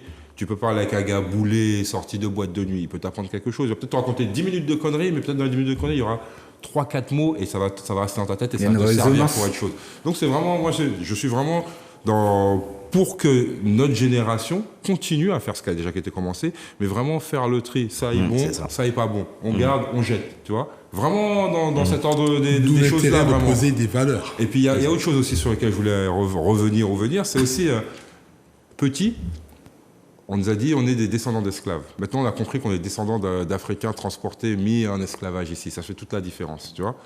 Être descendant d'esclaves, t'en es pas fier forcément. Tu vois, bah ouais, t'es celui qui prenait les coups, tout ça. Maintenant, quand tu comprends tout le processus, tu te dis, bah ouais, je suis descendant quand même moi je vais vous dire de qui je suis descendant, nous tous là, de quelqu'un qui était assez robuste, assez fort pour avoir été capturé quelque part en Afrique, avoir subi pendant des mois et des mois la traversée de l'océan et être encore vivant et avoir pu avoir une descendance. Donc c'est dire on est des descendants génétiquement de gens super balèzes si on a réussi à être encore vivant aujourd'hui. Et si on apprenait ça aux enfants, plus que descendants d'esclaves, on le dit plus trop, hein, on va dire voilà, Africains déportés, mis en esclavage, déjà c'est déjà mieux. Mais pour les jeunes générations, vraiment, il faudra insister là-dessus pour qu'ils puissent comprendre leur histoire. Et après, avec, il y a la série... Il y a une série là sur Martinique Première qui est pas mal intéressante, je n'ai pas regardé encore, mais on en a parlé. Bref, comprendre les apports des autres sociétés. Pourquoi est-ce qu'il y a des Syriens? Pourquoi tu as un pote qui s'appelle Ben, je sais pas quoi, tu vois? Ben ouais, parce que lui, il est arrivé de telle manière. Pourquoi il y a monsieur Oyoen qui est ici, par exemple? Et là, ça nous aiderait à vraiment faire composer vraiment la société et être vraiment dans une société martiniquaise à ce moment-là. Mais ça va passer d'abord par, déjà, nous, Afro-Caribéens, puisqu'on est le plus grand nombre ici, tu vois, les Afro-descendants, comprendre justement d'où on sort, qu'est-ce qui fait qu'on en est là et qu'on agisse comme ça. Et voilà, quand on déconstruit ça, on le décompose, on le déconstruit, ça nous aide. C'est pas pour dire ben ouais, on est nombreux, maintenant on va faire la misère aux autres. Hein. C'est pas du tout ça, puisqu'on sait déjà que cette histoire de violence et compagnie, on l'a déjà tellement subi, on sait très bien que ça n'amène à rien de bon. Nous, c'est l'amour qui nous va. Tu vois ? On a le sourire, on est beau, c'est l'amour qui nous va. Donc on va retransmettre l'amour aux autres et tout ça, et vivre bien. Et on sera un exemple pour le monde entier. Ça. La Caraïbe, c'est un laboratoire pour le monde entier, selon moi. Ça repasse par la valorisation, ce que tu es en train de dire là, Oui. par rapport à ça, se valoriser soi-même pour savoir. C'est déjà se comprendre, tu vois. Avant d'arriver à la valorisation, déjà faire le bilan de soi-même, d'où on en est là. Qu'est-ce qui fait que moi je pense comme ça? Qu'est-ce qui fait que j'agis comme ça? Eh ben c'est le fruit d'une longue transmission, soit de transmission de choses positives, mais aussi de transmission de trauma, tu vois. Qu'est-ce qui fait que quand mon fils, alors je le fais pas, mais bon, j'aurais dû. Je vais manquer. Allez, ça dit moi, les gars, moi tu vois, j'aurais dû. Ah si, regarde, j'aurais dû. Bref, tu vois. Qu'est-ce qui fait que je vais faire ça? Comprendre ce comportement-là. Qu'est-ce qui fait que que le zouk love, que le gros poil, quand on a des gros poils intersidérales, tu vois, il y a des choses comme ça. Pour vraiment déconstruire pour justement reconstruire, parce que là, on peut. Je pense que notre génération, on va dire, non, bah vas-y, toi. Mais en fait, tu dis valorisation, effectivement, mais ça rentre dans... Il ne faut pas oublier que le système crée des catégories qui sont parfois superficielles pour que justement on rentre dans une des catégories et qu'on s'oppose à une autre catégorie superficielle. D'accord? Donc, en tant que Martiniquais, on va nous faire entrer dans ce projet d'être Martiniquais d'ailleurs, qui, comme le dit un ami, qui dit que on est un projet. Nous sommes issus d'un projet. Donc la Martinique, c'est un projet concentrationnaire, plantationnaire, etc. Bref. C'est clair. Donc, c'est aujourd'hui de comprendre que si on arrive à se valoriser, si on comprend que nous sommes puissants, à ce moment-là, on n'a plus besoin de s'opposer à d'autres peuples qui peuvent nous apporter quelque chose. Là, on pourrait être dans un échange et se dire, je ne suis pas ton petit, je suis ton égal, et maintenant on va échanger. C'est ça en fait qu'il faut qu'on shift. Il faut qu'on change cette façon de penser-là, et c'est à ce moment-là qu'on n'aura plus peur de l'étranger. Mettre dans le subconscient. Oui, le faire rentrer et faire comprendre que nous sommes puissants. C'est pas parce qu'on fait 1100 km², je suis désolé, mais si on fait 1100 km² et que je suis allé dans des régions justement dans le fond de l'Afrique où on passait justement du zouk, ou quand je disais Martinique, ils disaient ah oui mais Césaire, ça veut dire qu'on est puissant, ça veut dire que 1100 km², on est arrivé justement à influencer des sphères qu'on n'imagine même pas à quel point justement on les a influencés. Donc on est puissant, il faut qu'on comprenne que nous sommes puissants et qu'on n'a pas à avoir peur de l'étranger, mais comprendre qu'aujourd'hui il faut qu'on soit souverain et qu'on exprime cette souveraineté, que ce soit individuellement, collectivement. Et là, justement, Québec. Monsieur Aimé Césaire disait qu'on est une nation, c'est bien ça? Oui. Il n'a pas dit comme ça. que ça. Entre autres. Non, mais c'est Mouna qui disait la tamonde maté ça. C'est-à-dire que il manquait bon mot de passe, manquait bon. Et puis nous qui descendons en ville, nous qui m'arrêtons tout, nous qui fait carnaval. Bon, il finit là, mais bon. Mais c'est pour te dire qu'en fait, qu'à un moment, je pense qu'il y a un moment qu'il faut renverser la table. Cette table, on va la renverser. Mais on va pas la renverser parce qu'on n'en veut plus de la table. On va bouger un peu. On va sortir de la perpétuelle négociation de ce qui n'est pas négociable. On va changer les places. On va changer. Laisser les mêmes assis au bout de table. C'est ça. Et puis nous qui descendons. Et puis nous qui faisons ça. Je crois que c'est toutes ces richesses, justement, et c'est quand même exceptionnel de voir qu'on arrive en 2023 à s'asseoir. Pas jeune, mais bon, pas vieux quand même, et qu'on arrive à s'asseoir et à pouvoir faire ressentir tous de manière assez unanime, même s'il y a des nuances, ce que nous vivons, un mal-être symptomatique forcément. On est sur un territoire avec des difficultés, une économie qui est un poids du chômage, un poids de l'illettrisme, un poids des inégalités, un sentiment généralisé d'injustice, de mépris, de discrimination. Une société construite sous la racialisation. C'est ça le constat. Et puis des lueurs d'espoir qui sortent de cette jeunesse, qui restent quand même, même si il y a pas qui est viré tôt ou tard, mais et qu'on arrive à dire aujourd'hui, mais on peut changer la donne. Et là, on nous attend. C'est pas la peine de voyer le raid depuis une GIGN, nous pas qu'il fait comme ça. C'est un bail, les autres mettent en tête d'autres. On a toujours été intelligents et on va démontrer que c'est à travers la capacité d'ouverture, à travers de ce que nous sommes aussi, dans l'ouverture la plus totale, mais que nous allons rompre avec le mépris, l'inégalité. Ça, c'est sûr, on va rompre avec ça. Hein. Il n'y a pas de compromission. Hein. On va rompre avec tout ça, mais on va rejeter personne. Hein. Et nous allons construire une société Avec nos règles Et nos règles, etc. avec nos règles. Et si tu y adhères, tu es le bienvenu. Créer un nouveau paradigme, alors. Enfin, se révéler ce que nous sommes. Oui, révéler ce que nous sommes. On ne va rien créer du tout. On va mettre en évidence ce que nous Excusez-moi, sommes. il y a un appel. Nous sommes dans la discussion. Bonsoir, vous nous entendez? Allô? Oui, bonsoir. Oui, bonsoir. À qui avons-nous l'honneur? Très bonne émission, monsieur. Comment? Très bonne émission, monsieur. Merci. À qui avons-nous l'honneur, s'il vous plaît? Sébastien. Sébastien. J'ai une question pour Attends, tu nous appelles d'où, Sébastien? Dis-moi tout. Du Macouba. Macouba. Ok, bienvenue, Sébastien. Nous t'écoutons. Merci beaucoup. J'ai une question pour vous. En 2023, on a de nouveaux outils. On a beaucoup plus d'outils de communication. Est-ce que vous estimez que les Martiniquais les utilisent à leurs avantages? D'accord, ok. Concernant la transmission, bien sûr. Ok, Je reste pas, je vous écoute sur Facebook. merci. Mais voilà, Merci, mais Bastien. il est pile poil dans les nouveaux outils de communication.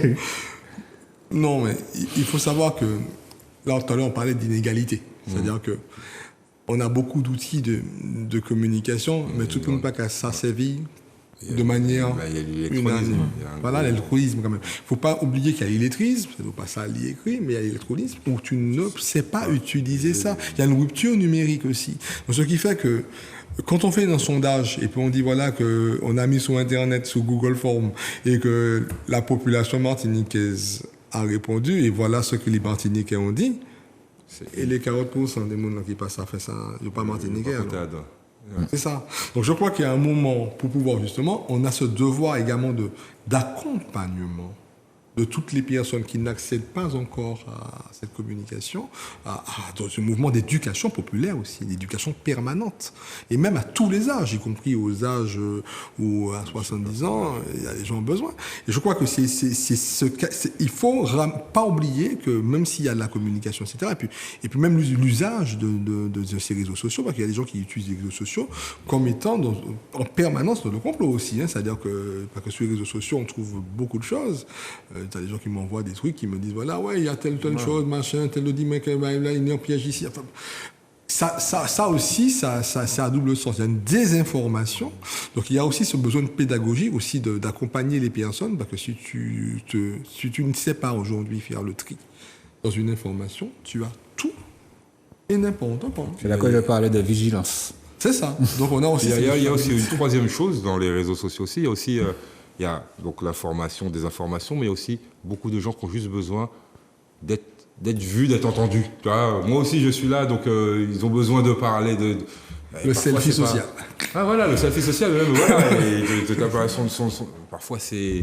Je dis attends, c'est juste. Parfois c'est juste de la haine, quoi. Parfois c'est juste de la colère. Tu vois, il n'y a pas la réflexion. C'est dommage, mais bon, ça c'était une petite aparté.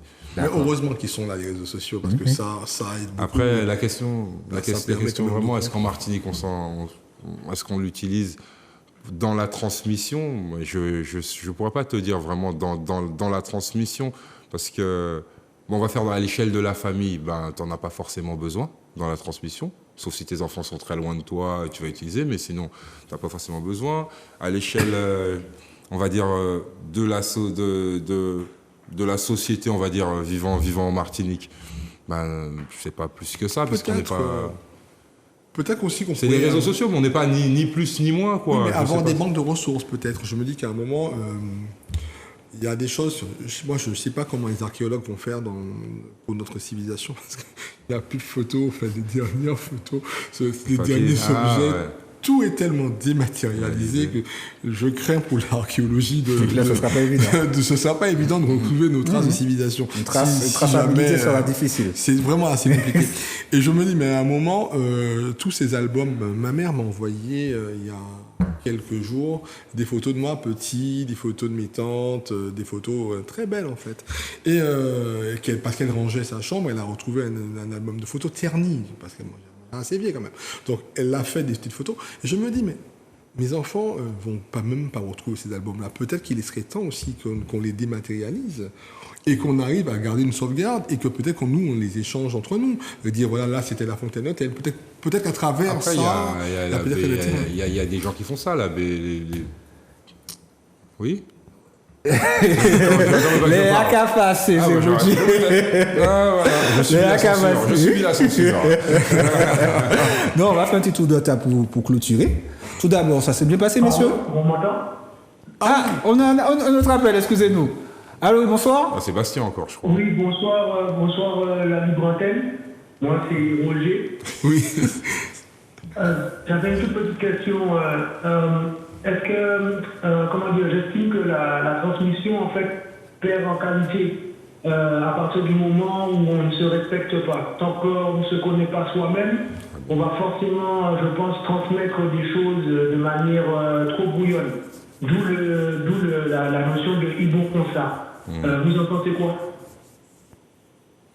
Bah, c'était un peu le propos de toute l'émission, Ouais, ça. c'était ça, en Ouais, fait. effectivement, faire le bilan de nous-mêmes en tant que société et individuellement pour pouvoir justement transmettre ce qui est bon à transmettre, parce qu'on sait déjà qu'à la base, notre société, elle est basée sur des bases bancales où il y a des choses qu'il faudra... Je te lègue mes victoires et je te transmets l'expérience de mes échecs. en fait, Voilà, c'est ça. très belle phrase. Je te lègue mes victoires. Je te Et lègue.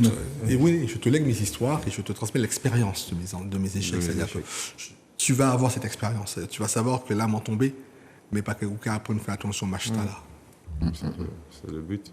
Alors, par rapport C'est ça, au, c'est le au- but. au réseau, le tout, c'est surtout d'être prévenu en fait, des risques et des avantages d'utiliser les réseaux.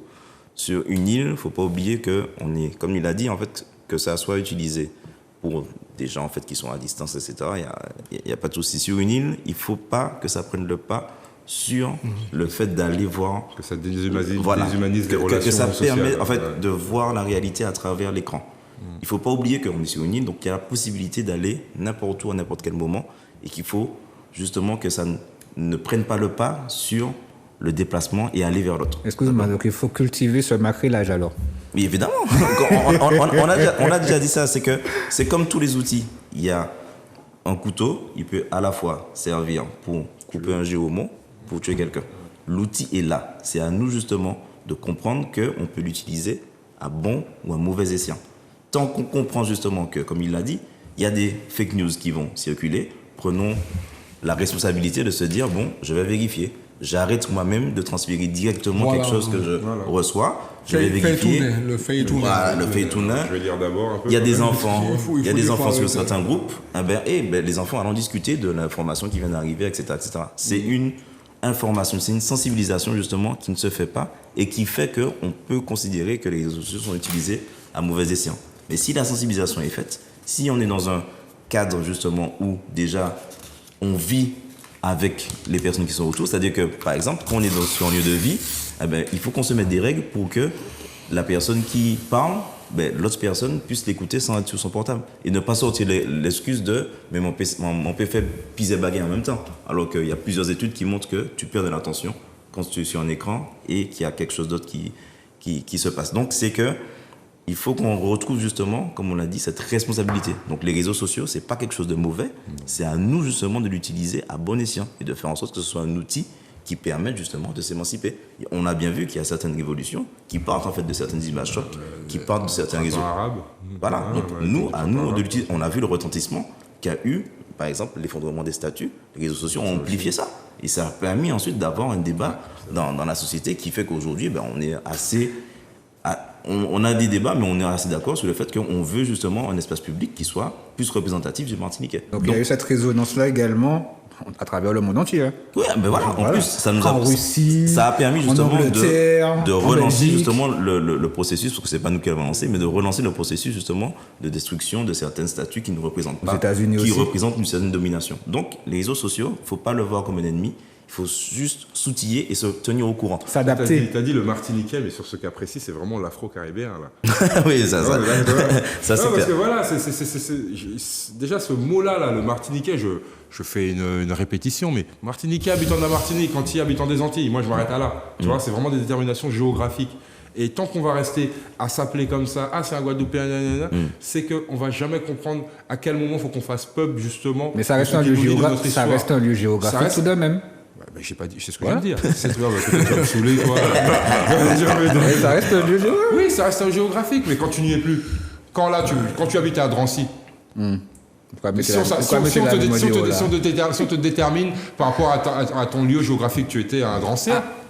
Je crois qu'on a un appel. Allô, bonsoir. Allô? Oui, allô?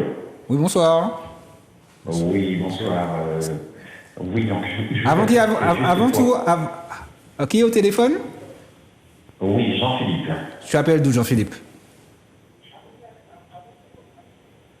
Jean-Philippe, tu appelles d'où? Oui, oui, allô? Tu appelles d'où, Jean-Philippe? Excuse-moi, je t'entendais mal, excuse-moi. J'appelle donc de Chelsea. Eh ben, bienvenue. Bonsoir, Nous Jean-Philippe. t'écoutons. Merci beaucoup. Alors, c'était juste pour avoir... alors, j'ai pris le débat en cours, mais je voulais juste avoir une précision, parce qu'un de vos intervenants tout à l'heure, il a parlé d'une plateforme qui s'appellerait Kern. Et puis, j'ai essayé de me rendre sur cette plateforme et je n'ai pas réussi à le faire. Donc, est-ce qu'il pourrait me donner des informations complémentaires me permettant de me rendre sur cette plateforme? Donc, Alors, Kern, ça s'écrit C-A-I-R-N. Sur votre moteur de recherche, C-A-I-R-N. Et puis rajouter sur ce même. Voilà. C-A-I-R-N. Voilà, Oui, c'est ça. et voilà, peut-être rajouter derrière sciences humaines et vous allez trouver comme ça. ben voilà. C'est important, ça. Et dessus, en fait, vous pouvez taper des thématiques. Les thématiques qui vous intéressent. Exemple sociologie, et vous allez avoir en fait un ensemble de Publications. publications Même plus précis, scientifiques hein, qui même vous tu peux être seront assez précis sur le précisées. terrain. Et justement, plus vous allez être précis dans les termes, donc si ça va être par exemple la femme, ou la femme dans la martiniquaise dans les années 70, vous allez avoir l'ensemble de travaux justement qui traitent de cette thématique-là.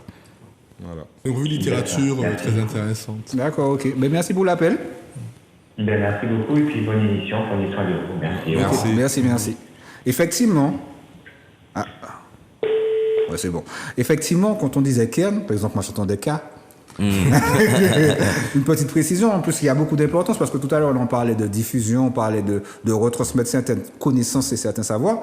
Et si on n'a pas forcément juste un petit exemple comme Kern, sans le savoir, sans avoir l'orthographe exacte, ben, Bah oui. nous pas qu'à ça, hein.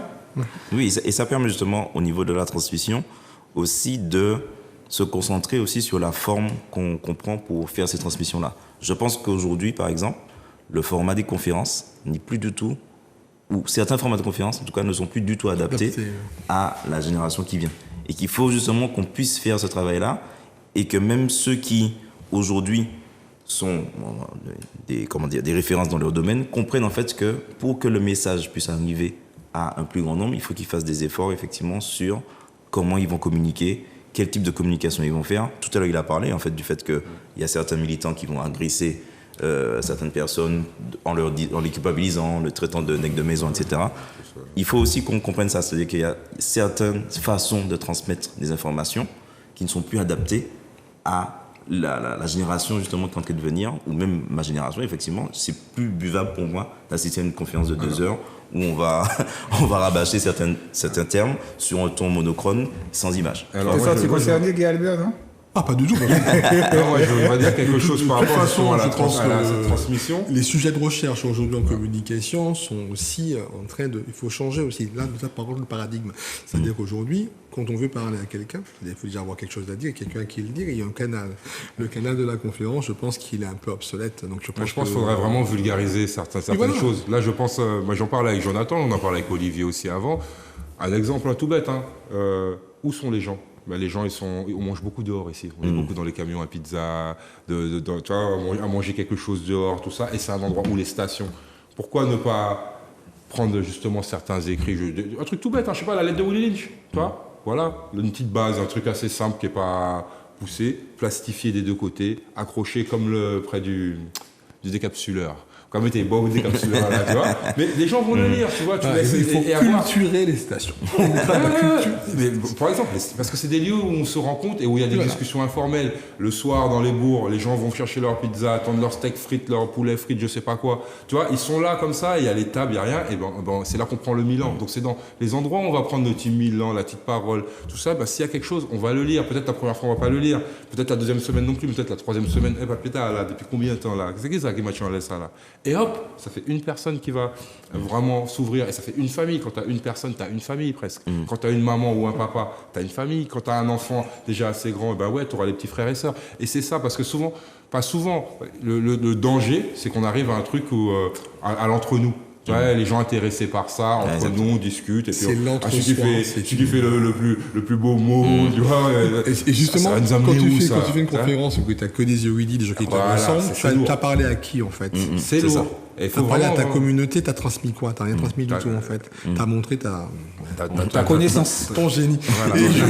Et qu'à un moment, justement, ces modes de communication doivent muter. On parlait encore de transmission, mais identité, culture, tradition, mais habitudes, ce sont ces vieilles habitudes qui doivent muter pour donner du sens. Messieurs, Mais c'est excusez-nous, aussi je parce crois qu'il y a un appel. Allô et bonsoir. Non, pas d'appel. Allô, allô. Non, pas d'appel. Ah. Ouh, il est 21h29. Non, c'est pas d'appel, c'est la fin de l'émission. Un petit tour de table pour terminer. Juste très rapidement, messieurs. Bon, ben, super émission. Ouais. Et puis, comme on l'a dit, donc, soyons souverains, responsables et prenons justement en main, en tout cas, notre destinée pour pouvoir transmettre justement des éléments qui sont adaptés à notre contexte. Voilà. Je crois Et Albert. Top. je crois que ce qu'il a dit, c'est On ne peut pas revenir après ce qu'il a dit. Mais on vous remercie encore, téléspectateurs, téléspectatrices, d'avoir apprécié, j'espère, l'émission de ce soir. Un rendez-vous dans l'autre nuit, hein, donc espérez. Bonne soirée à vous. Non, avec le téléphone, là, je t'ai perdu. Ouais.